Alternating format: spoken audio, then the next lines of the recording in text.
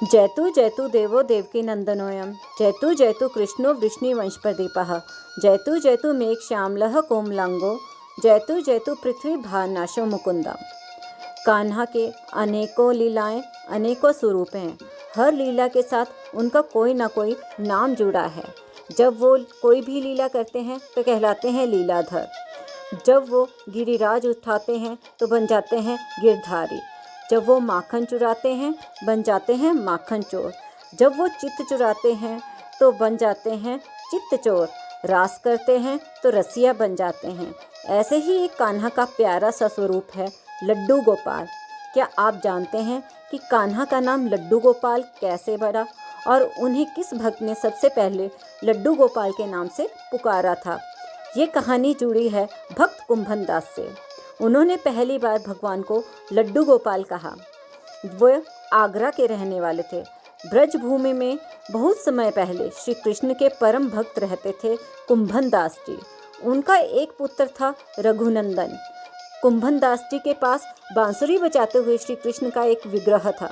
वे हर समय प्रभु की भक्ति में लीन रहते थे और पूरे नियम से श्री कृष्ण की सेवा करते। वे उन्हें छोड़कर कहीं नहीं जाते थे जिससे उनकी सेवा में कोई विघ्न न हो। एक दिन वृंदावन से उनके लिए भागवत कथा करने का न्योता आया। पहले तो उन्होंने मना कर दिया, परंतु लोगों के जोर देने पर वे जाने के लिए तैयार हो गए। पर सोचने लगे कि भगवान की सेवा की तैयारी करके वे कथा करके रोज वापस लौट आया करेंगे।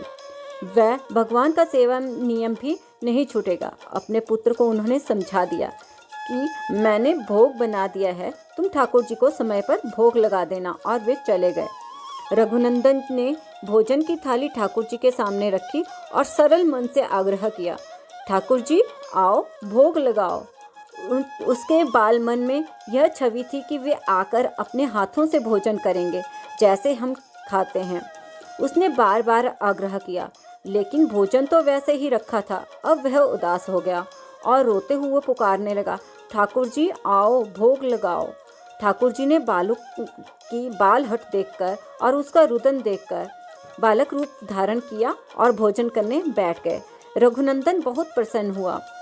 रात को कुंभन दास जी लौटकर आए और कहा कि बेटा क्या भोग लगाया था? तो रघुनंदन ने कहा हाँ, उन्होंने भोग लगा दिया था। उन्होंने प्रसाद मांगा तो पुत्र ने कहा ठाकुर जी ने तो सारा भोजन खा लिया। उन्होंने सोचा बच्चे को भूख लगी होगी और खुद ही खा लिया होगा। अब तो ये रोज का नियम हो गया। कुंभन दास जी भोजन की थाली लगाकर जाते और रघुनंदन जी ठाकुर को भोग लगाते। उन्हें इतने प्रेम से बुलाते कि ठाकुर जी बालक रूप में आकर वह प्रसाद पा लेते। जब कुंभन दास जी आते प्रसाद मांगते तो एक ही जवाब मिलता कि ठाकुर जी सारा भोजन खा गए।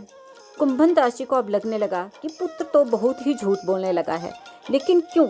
उन्होंने उस दिन लड्डू बनाकर थाली में सजा दिए और छुप कर देखने लगे कि बच्चा क्या करता है। रघुनंदन ने रोज की तरह ठाकुर जी को पुकारा तो ठाकुर जी बालक के रूप में प्रकट होकर लड्डू खाने लगे। यह देखकर कुंभन दास जी दौड़ते हुए आए और प्रभु के चरणों में गिरकर विनती करने लगे। उस समय ठाकुर जी के एक हाथ में लड्डू और दूसरे हाथ का लड्डू मुख में जाने को ही था कि वे जड़ हो गए। उसके बाद उनके इसी स्वरूप की पूजा की जाती है और उन्हें लड्डू गोपाल कहा जाता है। तो बोलिए जय हो लड्डू गोपाल जी की और जय हो बांके बिहारी लाल जी की। जय श्री राधे, जय श्री कृष्णा। भक्तों, आपको लड्डू गोपाल जी की यह प्यारी सी कथा कैसी लगी? यदि आपको यह कथा पसंद आई तो कृपया इस वीडियो को लाइक करें, शेयर करें और सब्सक्राइब करें।